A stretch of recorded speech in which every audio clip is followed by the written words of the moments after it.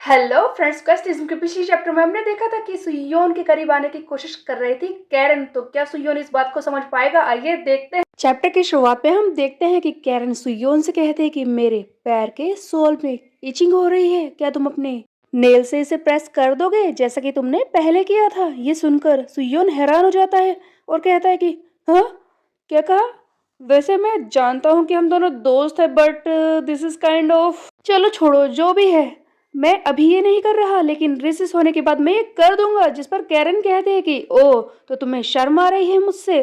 क्या तुम ये नहीं करोगे? तुम्ही ने तो कहा था कि तुम मेरे दोस्त हो। जिस पर सुयोन कहता है कि नहीं, ऐसी कोई बात नहीं है। वो बात यह है कि यहाँ पर क्लास चल रही है और क्लास के बीच में ये सब करना थोड़ा अजीब नहीं है? तुम्हें ऐसा नहीं लगता? और कैरन को देखकर तो ऐसा लगता है कि इचिंग करवाने के लिए मरी जा रही है। अपने पैर को उठाकर सुयोन के दोनों पैरों के ऊपर रख देती है। सुयोन बहुत ही ज्यादा हैरान हो जाता है और कैरन कहती है कि जस्ट डू इट, समझे? उधर हम देखते हैं कि टीचर वो शॉक्ड है कि हाँ, वहां पर चल क्या रहा है? यहाँ पर मैं पढ़ा रहा हूँ और ये लोग। तभी सुयोन किसी तरह से हिम्मत करता है, धीरे धीरे अपने हाथों को आगे बढ़ाकर वो कैरन के पैर की तलवी को खुजाने लगता है और पूछता है कि अब तुम्हें ठीक लग रहा है? बेचारा सुयोन कहाँ फंस गया। लड़की उसके पीछे पड़ी है, इसे पता ही नहीं है। वो हर एक चीज को इग्नोर करता ही रहता है। इसी बीच में हम देखते हैं कि टीचर चिल्लाता है कि हे यू टू, तुम लोग वहां पर क्या कर रहे हो? क्लास के बीच में ये सब क्या हो रहा है? क्या तुम हम लोगों को बेवकूफ बनाने की कोशिश कर रहे हो? यहाँ पर पढ़ाई चल रही है, समझे? ये सब करना बंद करो। क्या कर रहे हो तुम? कैरन, बाइक एंड सुयोन किम, बताओ मुझे। कैरन जल्दी से अपने पैर को हटाती है। दोनों के लिए ऑकवर्ड मूवमेंट तो है ही। दोनों ही शर्म से लाल हुए पड़े हैं। दोनों ही कहते हैं कि नहीं नहीं सर, हम कुछ नहीं कर रहे थे। कैरन की फीलिंग सुयोन के लिए धीरे धीरे दिखाई तो दे रही है, लेकिन क्या सुयोन इन सारी बातों को समझ पाएगा? सुयोन को देखकर ऐसा लगता तो नहीं। खैर, जो भी हो, दोनों क्लास में तो शर्म से लाल हो रहे थे कि इन लोगों के बारे में टीचर इतनी जोर से चिल्ला रहे हैं। अगले सीन में हम देखते हैं कि साउथ कैंगबक का बुमसेंग झुककर माफी मांगता है। सियोक, मुझे माफ कर दो, मुझे माफ कर दो, मैं उस सुयोन किम को खत्म नहीं कर पाया। साउथ गैंगबक का लीडर सियोक कैंग जो बहुत ही ज्यादा गुस्से में लग रहा था, बुमसेंग फिर से कहता है कि सर, मुझे माफ कर दीजिए, मैंने पूरी कोशिश की थी, लेकिन वहां पर कुछ और लोग आ गए जिनकी वजह से परेशानी खड़ी हो गई। मैं ताकत का अंदाजा नहीं लगा पाया। जिस पर सियोक कहता है कि चिंता मत करो बुमसेंग, मैं तुम्हें मारने वाला थोड़ी ना हूँ। अगर फिर भी तुम सजा चाहते हो तो एक थप्पड़ ही मार लो खुद को। लेकिन जैसे ही बुमसेंग खुश होने वाला था, इसी बीच में सियोक अपने गुस्से का थप्पड़ मारता है बुमसेंग के गाल पर बहुत ही जोर से, और ये बुमसेंग एक ही बारी में दूर जाकर गिरता है। तब सियोक का असली गुस्सा दिखाई देता है। वो चिल्लाता है कि तेरी इतनी हिम्मत कैसे हुई? हाँ, ये सारा घटिया प्लान बनाने की सुयोन किम हमारे हाथ से निकल गया। उसके अलावा हमारी वो टॉप हंटिंग टीम, वो भी सुयोन के साथ है। हमारी फ्रंट लाइन की सप्लाईज, वो सब हमने खो दी है। तेरी वजह से ये सब कुछ हुआ है। तूने ही मुझसे कहा था ना कि मैं अपने एडवाइजर यानी कि तेरे ऊपर भरोसा करूं, तू मुझे सुयोन को मरवाने में हेल्प करेगा, समझो? लेकिन तू किसी काम का नहीं है। तुम बाकी सब कान खोल के मेरी बात को सुनो। जैसा कि तुम लोगों ने देख ही लिया है कि सुयोन किम ने हमारे बुमसेंग को हरा दिया है और उसका सारा एरिया भी अपने कब्जे में कर लिया है। साउथ कैंगबक का काफी सारा हिस्सा उस वेस्ट कैंगबक के हिस्से में आ चुका है, और अब अगर हमने कुछ नहीं किया तो हम पूरा साउथ कैंगबक खो देंगे, समझे? वो सुयोन अपनी हद से कहीं ज्यादा आगे बढ़ चुका है, उसे किसी भी कीमत पर रोकना होगा। तभी बुमसेंग कहता है कि वो बात यह है कि सियोक, मुझे ना एक और मौका दो। मेरे पास एक प्लान है सुयोन की और उसके साथियों को मारने का। जिस पर सियोक कहता है कि ठीक है, मैं तुझे आखिरी चांस दे रहा हूँ। अगर इस बार तेरा ये प्लान फेल हो गया तो मैं तुझे छोड़ूंगा नहीं, और हमारे पास साउथ कैंगबक भी नहीं बचेगा। तो गाइस, तैयार हो जाओ, फाइनल वॉर का वक्त आ चुका है। सब तैयार हो जाओ लड़ने के लिए। अगला सीन शुरू होता है सुयोन के घर से, जहां पर सुयोन चिल्लाता है कि हे क्लाउड, तुम इतना गुस्सा क्यों हो रही हो? बताओगी किस बात से तुम इतना ज्यादा गुस्सा हो? ये कॉपी क्लाउड से बात कर रहा था, जो इस वक्त देओन की शक्ल में है। ये कहती है कि मेरे मास्टर ने मुझे धोखा दिया है। तुमने मुझे वहां पर बुलाया, समन किया और मुझे लेकर गए एक दुश्मन के अड्डे पर। वहां पर जाकर मुझे ह्यूमिलेट होना पड़ा। तुमने क्या सोचकर मुझे वहां पर बुलाया था? तुमने मुझे अपने दुश्मन के सामने फेंक दिया। हाँ, ये सुनकर सुयोन हैरान हो जाता है कि क्या कॉपी क्लाउड के अंदर ऐसी फीलिंग्स भी आती हैं? वो समझाने की कोशिश करता है। क्लाउड, वो बात ये है कि गलती मेरी नहीं है, उस वक्त सिचुएशन ही ऐसी थी। लेकिन मन में सुयोन सोच रहा था, वैसे ही क्लाउड बात तो सही कह रही है, अगर मैं भी इसकी जगह पर होता और दुश्मन के सामने किसी ने मुझे छोड़ दिया होता तो मैं गुस्सा हो जाता। ये कॉपी क्लाउड, इसकी दुनिया ही क्या है, ये अंधेरे में मेरा इंतजार करता रहता है कि जब तक मैं इसे समन न करूं, और मैंने इसे बुलाया और फिर दुश्मन के सामने छोड़ दिया। इस बात से तो इसे गुस्सा होना ही था। ये रियलाइज करके सुयोन कहता है कि ठीक है कॉपी क्लाउड, बताओ, मैं तैयार हूँ तुम्हारे लिए कुछ भी करने के लिए। देखो, तुम मुझे माफ कर दो, जो तुम कहोगी वही मैं करूंगा। तभी कॉपी क्लाउड सुयोन की तरफ फोन फेंकती है और कहते हैं कि पीजेंट, ये देखिए ये फोन, इसमें जो है मुझे वही करना है। सुयोन फोन की तरफ ध्यान देता है। हाँ, तुम ये करना चाहती हो? कोरिया में वर्ल्ड कल्चर फेस्टिवल हो रहा है, जिसके बारे में फोन के अंदर इंफॉर्मेशन थी। सुयोन कॉपी क्लाउड को उसी फेस्टिवल में ले आता है। आखिरकार कॉपी क्लाउड यहाँ पर आकर बहुत ही ज्यादा खुश हो जाती है। तो बेसिकली ऐसा लग रहा है कि कॉपी क्लाउड के अंदर बहुत सारी फीलिंग्स हैं, जैसा कि इंसानों में होती है। बाहर जाकर ये खुश होती है, जबकि इसे बाहर की दुनिया में देखने को मिलता है।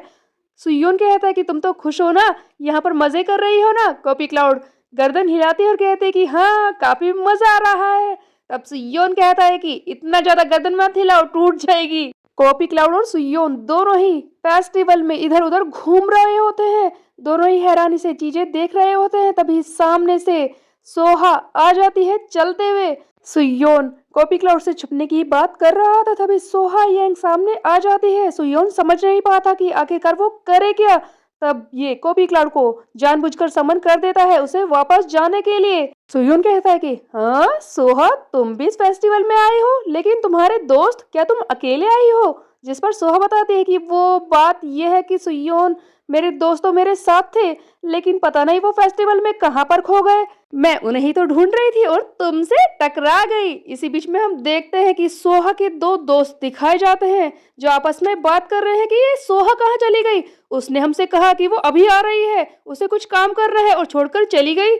इसका मतलब जानबूझकर सोहा अपने दोस्तों को छोड़कर सुयोन के सामने आई थी। सोहा सुयोन के पीछे की तरफ देखती है और कहती है कि सुयोन, तुम्हारे पीछे कुछ, जैसा कि सुयोन ने कॉपी क्लाउड को वापस जाने के लिए कह दिया है। तब वो कहता है कि हाँ, मेरे पीछे क्या है, देखो कुछ तो नहीं है। सुयोन अपने मन में सोच रहा था कि मैंने फिर से वही गड़बड़ की है। कॉपी क्लाउड कितना खुश थी बाहर आकर, और मैंने उसे जाने के लिए कह दिया। अगर वो ज्यादा देर तक ऐसे ही रही तो वो फिर से मुझसे गुस्सा हो जाएगी। वो फिर से डार्क प्लेस में चली गई है। वो यहाँ पर कितना ज्यादा मजा कर रही थी। मुझे जल्दी से उसे वापस लाना होगा, किसी भी कीमत पर।